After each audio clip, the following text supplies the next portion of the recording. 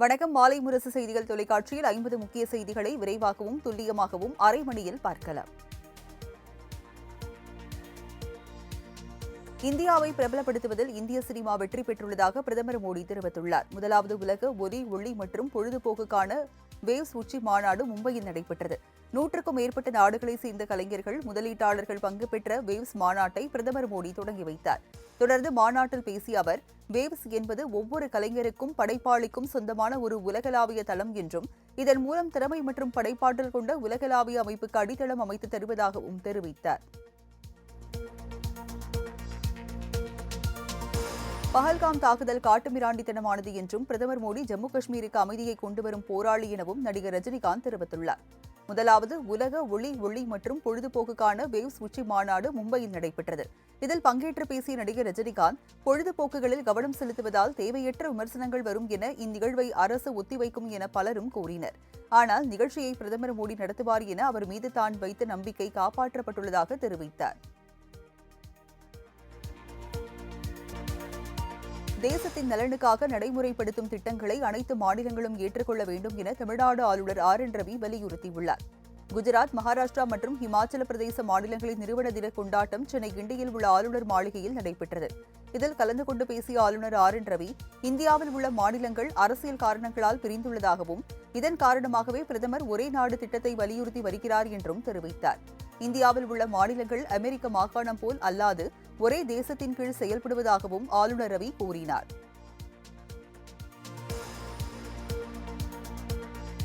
திமுக ஆட்சிக்கு தொழிலாளர்கள் உறுதுணையாக இருக்க வேண்டும் என முதலமைச்சர் மு.க.ஸ்டாலின் கேட்டுக் கொண்டுள்ளார். உழைப்பாளர்கள் தினத்தையொட்டி சிந்தாதிரிப்பேட்டையில் உள்ள மேதின பூங்காவில் உள்ள நினைவு சின்னத்திற்கு அவர் மலர் வளையம் வைத்து மரியாதை செலுத்தினார். அப்போது குருதியை வியர்வையாக்கி உழைப்பால் உலகை உயர்த்தும் உழைப்பாளர்களுக்கு வாழ்த்துக்கள் என தெரிவித்தார். திமுக ஆட்சியில் 26 லட்சம் அமைப்பு சாரா தொழிலாளர்களுக்கு 2461 கோடி நிதி வழங்கப்பட்டுள்ளதாக முதலமைச்சர் மு.க.ஸ்டாலின் தெரிவித்தார்.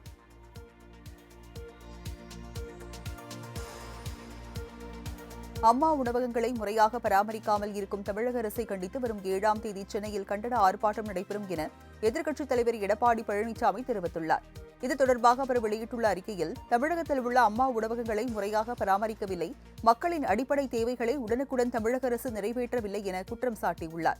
எனவே திமுக அரசை கண்டித்து சென்னை பள்ளிக்கரணையில் உள்ள மாநகராட்சி அலுவலகம் அருகே வரும் 7ஆம் தேதி கண்டன ஆர்ப்பாட்டம் நடைபெறும் என்றும் EPS தெரிவித்துள்ளார். கட்சி தொடங்கிய பின் முதல் முறையாக சென்னையில் செய்தியாளர்களை சந்தித்த விஜய், அவரது ரசிகர்கள் மற்றும் தொண்டர்களுக்கு அறிவுரை வழங்கியுள்ளார். ஜனநாயகன் படப்பிடிப்புக்காக விஜய் கொடைக்கானல் சென்ற நிலையில் அவரை காண மதுரை நிலையத்தை தமிழக வெற்றிக் கழக தொண்டர்கள் சூழ்ந்தனர். இதில் அப்பகுதி கடும் நெரிசல் ஏற்பட்டது. இதுகுறித்து அறிந்த விஜய் சென்னையில் செய்தியாளர்களுக்கு பேட்டியளித்தார். அப்போது தொண்டர்கள் பாதுகாப்பாக கலைந்து செல்லுமாறும், தன்னுடைய வாகனத்தை பின்தொடர வேண்டாம் என்றும் அறிவுறுத்தினார்.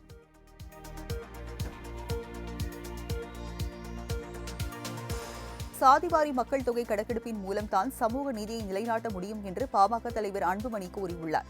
சென்னை தீநகரில் சமூக நீதி காக்க சாதிவாரி மக்கள் தொகை கணக்கெடுப்பு என்ற தலைப்பில் கருத்தரங்கம் நடைபெற்றது. இதில் பங்கேற்ற பிறகு செய்தியாளர்களிடம் பேசிய அன்புமணி, மத்திய அரசின் சாதிவாரி கணக்கெடுப்பு அறிவிப்புக்கு திமுக, காங்கிரஸ் கட்சிகள் சொந்தம் கொண்டாட முடியாது என ஆவேசமாக கூறினார். கணக்கெடுப்பு நடத்தப்பட்டால் மட்டுமே அனைத்து சமூக மக்களுக்கு சமூக நீதி கிடைக்கும் எனவும் அன்புமணி வலியுறுத்தினார்.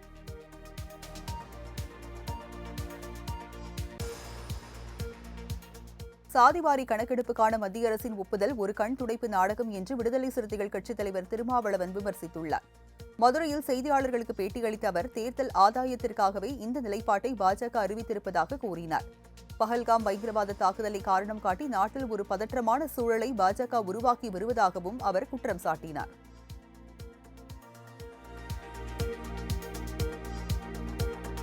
பிரதமர் மோடி அறிவித்துள்ள சாதிவாரி கணக்கெடுப்பு குறித்து விமர்சிக்க திமுக, காங்கிரஸ் கட்சிகளுக்கு தகுதி இல்லை என பாஜக மூத்த தலைவர் தமிழிசை சவுந்தரராஜன் தெரிவித்துள்ளார். சென்னை அமைந்தகரையில் எழுத்தாளர் யாசு கண்ணன் எழுதிய பாயும் புலி என்ற புத்தக வெளியீட்டு விழாவில் பங்கேற்று புத்தகத்தை வெளியிட்டார்.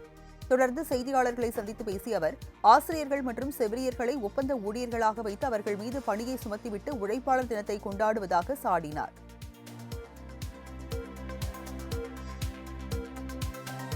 மத்திய அரசின் சாதிவாரி கணக்கெடுப்பு அறிவிப்பில் உடன்பாடில்லை என புதிய தமிழகம் கட்சித் தலைவர் கிருஷ்ணசாமி தெரிவித்துள்ளார். தூத்துக்குடியில் செய்தியாளர்களுக்கு பேட்டியளித்த அவர், இது மிக மிக பிற்போக்குத்தனமான நடவடிக்கையாகவும் பின்னுக்கு தள்ளக்கூடிய நடவடிக்கையாகவும் கருதுகிறேன் என்றார். சாதிவாரி கணக்கெடுப்பு மிகப்பெரிய ஆபத்தில் முடியும் என எச்சரித்துள்ள கிருஷ்ணசாமி, இதன் நோக்கம் என்ன என்பதை மத்திய பாஜக அரசு தெளிவுபடுத்த வேண்டும் என வலியுறுத்தியிருக்கிறார். பாஜக அரசு தொழிலாளர்களுக்கு துரோகம் செய்வதாக தமிழக காங்கிரஸ் கமிட்டி தலைவர் செல்வ பெருந்தகை குற்றம் சாட்டியுள்ளார். உழைப்பாளர் தினத்தை ஒட்டி சென்னை சிந்தாதிரிப்பேட்டையில் மே தின பூங்காவில் உள்ள நினைவு சின்னத்திற்கு மலர் தூவி மரியாதை செலுத்தி அவர் செய்தியாளர்களிடம் பேசினார். அப்போது தொழிலாளர்களுக்கான 44 சட்டத்தை மத்திய மோடி அரசு 2 சட்டமாக சுருக்கியுள்ளதாக கூறினார். இந்த சட்டங்கள் அமைப்புசாரா தொழிலாளர்களின் சட்டங்கள் எனவும், இதனை சுருக்கியதன் மூலமாக மத்திய அரசு அமைப்புசாரா தொழிலாளர்களுக்கு துரோகம் செய்துள்ளதாகவும் செல்வ பெருந்தகை சாடினார். பதவிக்காக கணக்கு போட்டு திமுகவுடன் கூட்டணி அமைக்கவில்லை என மதிமுக பொதுச் செயலாளர் வைகோ தெரிவித்துள்ளார். உழைப்பாளர் தினத்தையொட்டி சென்னை எழும்பூர் மதிமுக அலுவலகத்தில் அக்கட்சியின் தொழிற்சங்க கொடியினை வைகோ ஏற்றி வைத்தார். கட்சி நிர்வாகிகளுக்கு இனிப்புகளை வழங்கி வாழ்த்து தெரிவித்த அவர் பின்னர் செய்தியாளர்களிடம் பேசினார். அப்போது சாதிவாரி கணக்கெடுப்பு நடத்த மத்திய அரசு ஒப்புதல் அளித்துள்ளதற்கு நன்றி தெரிவித்துக் கொண்டார். மேலும் இந்துத்துவா சக்திகளை எதிர்க்க திமுகவுடன் மதிமுக கரம் கோர்த்துள்ளதாக விளக்கமளித்தார்.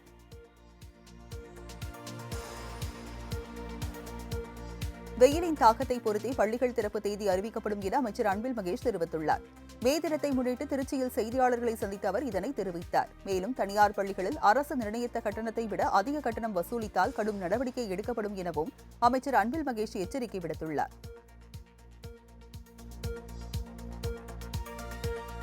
எண்ணூர் துறைமுகம் முதல் ஸ்ரீபெரும்புதூர் வரையிலான புறவழிச்சாலையின் 3ஆம் கட்ட பணிகளை துணை முதலமைச்சர் உதயநிதி ஸ்டாலின் அடிக்கல் நாட்டி துவக்கி வைத்தார்.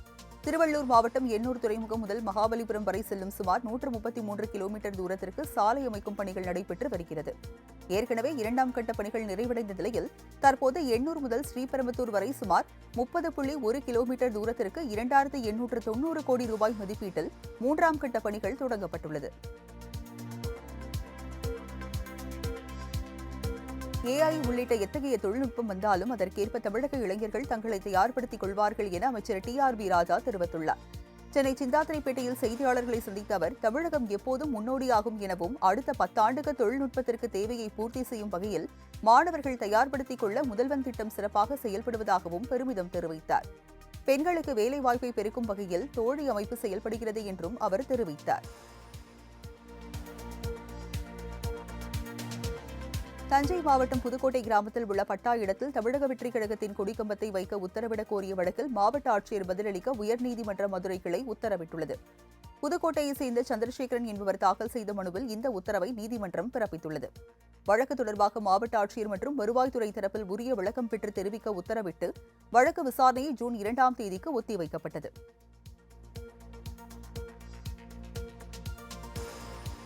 இந்தியா பாகிஸ்தான் இடையே போர் பதற்றம் நிலவி வரும் சூழலில் பிரதமர் அலுவலகத்திற்கு வெடிகுண்டு மிரட்டல் விடுத்த நாகை இளைஞரை போலீசார் கைது செய்தனர். டெல்லியில் உள்ள பிரதமர் அலுவலகத்திற்கு வெடிகுண்டு மிரட்டல் வந்துள்ளது. இது தொடர்பாக போலீசார் நடத்திய விசாரணையில் நாகப்பட்டினம் அருகே உள்ள வெளிப்பாளையம் ராமநாயகன் குளம் தெருவை சேர்ந்த கணேஷ்குமார் என்பவர் செல்போன் மூலம் மிரட்டல் விடுத்தது தெரியவந்தது.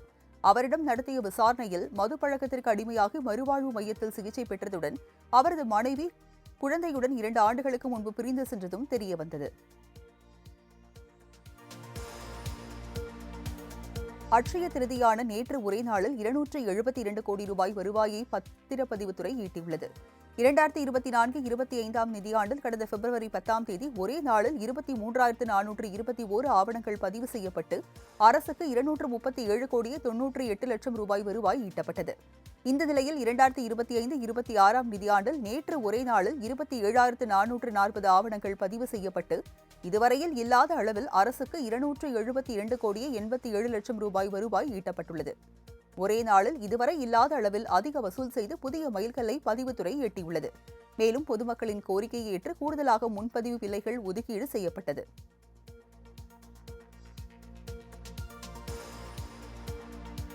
ராமநாதபுரம் மாவட்டம் RS மங்கலம் அருகே தந்தையை கொலை செய்த வழக்கில் மகன் உள்பட 4 பேரை தனிப்படை போலீசார் கைது செய்துள்ளனர். கொலை செய்யப்பட்ட காசிலிங்கம் தனது மனைவி இறந்த நிலையில் மகள் மற்றும் மருமகளுடன் வசித்து வந்துள்ளார். அப்போது தனது பூர்வீக சொத்தை விற்ற காசிலிங்கம் அந்த பணத்தை மகளிடம் கொடுத்ததாக தெரிகிறது. இதனால் ஆத்திரமடைந்த அவரது மகன் கண்ணன் தனது நண்பர்களுடன் சேர்ந்து தந்தை காசிலிங்கத்தை கத்தியால் குத்தி கொலை செய்ததாக கூறப்படுகிறது. இதனையடுத்து கண்ணன் உள்பட 4 பேரை போலீசார் கைது செய்துள்ளனர்.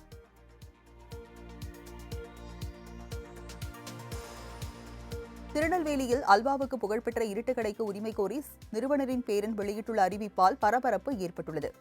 இருட்டுக்கடை நிறுவனர் கிருஷ்ணசிங்கின் அண்ணன் உதயசிங்கின் பேரன் பிரேமானந்த் சிங் இருட்டுக்கடை தனக்கு சொந்தமானது என கூறி பொது அறிவிப்பு வெளியிட்டுள்ளார். கவிதா சிங் மற்றும் நயன் சிங் ஆகியோர் ஊதியத்திற்காக உதவி செய்து வந்தவர்கள் என்றும் அவர்களிடமிருந்து சொத்துக்களை மீட்க சட்ட ரீதியான நடவடிக்கை எடுத்து வருவதாகவும் கூறியுள்ளார். சட்டப்பூர்வமான ஆண் வாரிசான தனக்கே இருட்டுக்கடையில் முழு உரிமை உள்ளது என்று அவர் திட்டவட்டமாக அறிவிப்பை வெளியிட்டுள்ளார். திருப்பத்தூர் அருகே 2 குட்டிகளுடன் உலா வந்த கரடியை வனத்துறையினர் கூண்டு வைத்து பிடித்தனர். திருப்பத்தூர் மாவட்டம் நாட்ராம்பள்ளியை அடுத்து வெலக்கல் நத்தம் அருகே உள்ள செத்தமலை பகுதியில் 2 குட்டிகளுடன் உலா வந்த தாய் கரடி அப்பகுதியில் பருத்தி வயல் பணியில் ஈடுபட்டிருந்த பெண்ணை கடித்து குதறியது. அங்கிருந்து வலைப்பகுதிக்குள் சென்ற நிலையில் தாய் கரடி மட்டும் பேட்டராயன் வட்டம் பகுதியில் உள்ள ராமி என்பவரின் வீட்டில் புகுந்து அட்டகாசம் செய்துள்ளது. தகவல் அறிந்து வந்த வனத்துறையினர் கரடியை வலை விரித்து பிடிக்கும் பணியில் ஈடுபட்ட போது அதிலிருந்து தப்பிய கரடி வனத்துறையினர் வைத்த கூண்டுக்குள் தானாக வந்து சிக்கியது. சென்னை புளியந்தோப்பு பகுதியில் வலி நிவாரண மாத்திரைகளை விற்பனை செய்ததாக 2 பெண்கள் உட்பட 3 பேர் கைது செய்யப்பட்டனர். புளியந்தோப்பு பகுதியில் வலி நிவாரண மாத்திரைகள் போதைக்காக விற்பனை செய்யப்படுவதாக போலீசாருக்கு ரகசிய தகவல் வந்தது. இதனையடுத்து அப்பகுதியில் கண்காணிப்பு பணிகளை தீவிரப்படுத்திய போலீசார் கணிகாபுரம் SS முத்துநகர் பகுதியில் உள்ள சங்கர் என்பவரது வீட்டில் இருந்து 50 வலி நிவாரண மாத்திரைகள் மற்றும் 200 கிராம் கஞ்சாவை பறிமுதல் செய்துள்ளனர். இதனையடுத்து சங்கர் மற்றும் அவரது மனைவி செந்தாமரை உள்ளிட்ட 2 பெண்களை கைது செய்த போலீசார் மேலும் சிலரை தேடி வருகின்றனர்.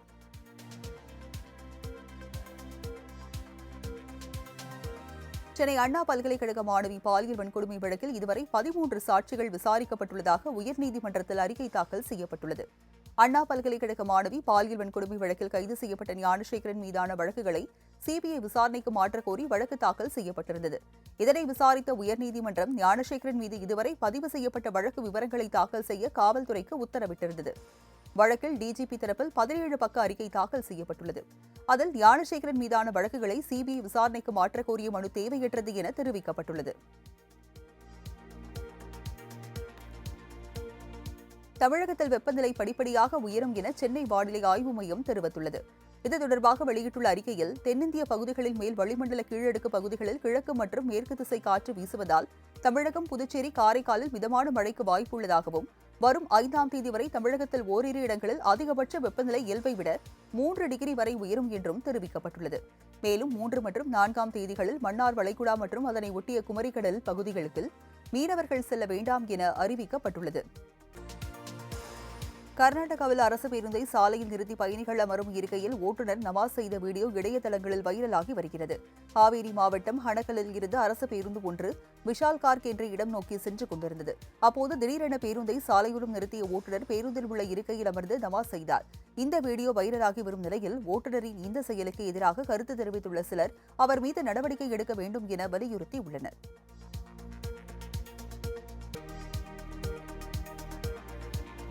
சிவில் வழக்குகளில் நீதிபதி சுவாமிநாதன் தலைமையிலான அமர்வு பிறப்பித்த தீர்ப்பு முரண்பாடானது என தனி நீதிபதி சதீஷ்குமார் குறிப்பிட்டுள்ளார். சொத்து பிரச்சினை தொடர்பான வழக்கு ஒன்றை விசாரித்த நீதிபதி சதீஷ்குமார் பதிவுத்துறை நோட்டீஸ் அனுப்பக்கூடாது, நீதிமன்றம் விசாரித்து தான் நோட்டீஸ் அனுப்ப வேண்டும் என உத்தரவிட்டிருந்தார். ஆனால் மதுரை உயர்நீதிமன்ற கிளையில் சுவாமிநாதன், ஜோதிராமன் அமர்வு முதல் மேல்முறையீடு வழக்கை பதிவுத்துறையே முதற்கட்டமாக விசாரித்து நோட்டீஸ் அனுப்பலாம் என தீர்ப்பளித்திருந்தனர்.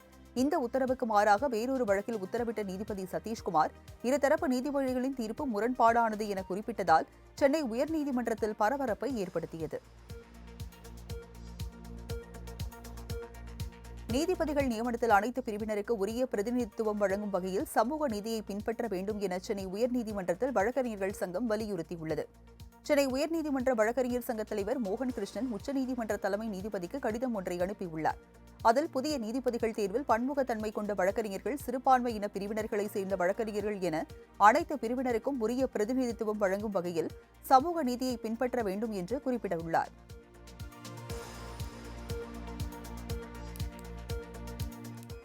கோவை வனப்பகுதியில் எஃகு கம்பி வேலி அமைக்கும் பணிகளுக்கு உயர்நீதிமன்றம் தடை விதித்துள்ளது. மனிதன் விலங்கு மோதல்கள் தடுக்கும் வகையில் ஒசூரிலும் கோவை தொண்டாமுத்தூர் தடாகம் இடையே 10 கிலோமீட்டர் தூரத்திற்கு எஃகு கம்பி வேலி அமைக்கும் இருப்பதாக அரசு அறிவித்தது. இதனை எதிர்த்து சென்னையைச் சேர்ந்த விலங்குகள் நல ஆர்வலர் முரளிதரன் யானைகள் வழித்தடங்கள் அமைக்கும் வரை எஃகு கம்பி வேலி அமைக்கக்கூடாது என வழக்கு தொடர்ந்திருந்தார். வழக்கை விசாரித்த நீதிபதிகள் சதீஷ்குமார், பரத சக்கரவர்த்தி அமர்வு எஃகு கம்பி வேலி அமைக்கும் பணிகளுக்கு தடை விதித்து உத்தரவிட்டனர். அரசு ஊழியர்களை துன்புறுத்தும் நோக்கில் அவர்களது தனிப்பட்ட விவரங்களை கோரினால் தகவல் அறியும் உரிமை சட்டத்தின் கீழ் வழங்க முடியாது என தமிழ்நாடு தகவல் ஆணையம் உத்தரவிட்டுள்ளது. கிருஷ்ணகிரி மாவட்டத்தைச் சேர்ந்த ஒருவர் காழ்ப்புணர்ச்சி காரணமாக உதவி பொறியாளராக பணியாற்றியவரின் குடும்ப தகவல்களை கேட்டுள்ளார். இதனை விசாரித்த மாநில தகவல் ஆணையர் பிரியகுமார், பொதுநலம் இருக்கும் பட்சத்தில் அரசு ஊழியர்களின் சொத்து விவரம், கடன் விவரம் உள்ளிட்டவைகளை வழங்கலாம் எனவும், ஆனால் எந்த பொதுநலமும் இல்லாமல் அந்தரங்க உரிமைகளை பாதிக்கும் வகையில் கேள்விகள் கேட்கப்பட்டுள்ளதால் மனுதாரரின் கோரிக்கை நிராகரிக்கப்படுவதாகவும் தெரிவித்துள்ளார். சூளகிரி அருகே மேம்பால பணிகள் காரணமாகவும் விடுமுறையொட்டி படையெடுத்த வாகனங்களாலும் போக்குவரத்து நெரிசல் ஏற்பட்டது. கிருஷ்ணகிரி மாவட்டம் சூளகிரியை அடுத்து கோபச்சந்திரம் என்னுமிடத்தில் மேம்பால பணிகள் நடந்து வருவதால் வாகனங்கள் இருபுறமும் சர்வீஸ் சாலையில் சென்று வருகின்றன. இந்நிலையில் மே தின விடுமுறையொட்டி பெங்களூரு பகுதியிலிருந்து தமிழகத்திற்கு வரக்கூடிய வாகனங்களின் எண்ணிக்கை அதிகரித்துள்ளது. இதனால் மேம்பாலம் அமைக்கும் பகுதியிலிருந்து பேரண்டப்பள்ளி வனப்பகுதி வரை சுமார் 3 கிலோமீட்டர் தொலைவிற்கு ஒசூரிலிருந்து கிருஷ்ணகிரி செல்லக்கூடிய சாலையில் போக்குவரத்து நெரிசல் ஏற்பட்டது.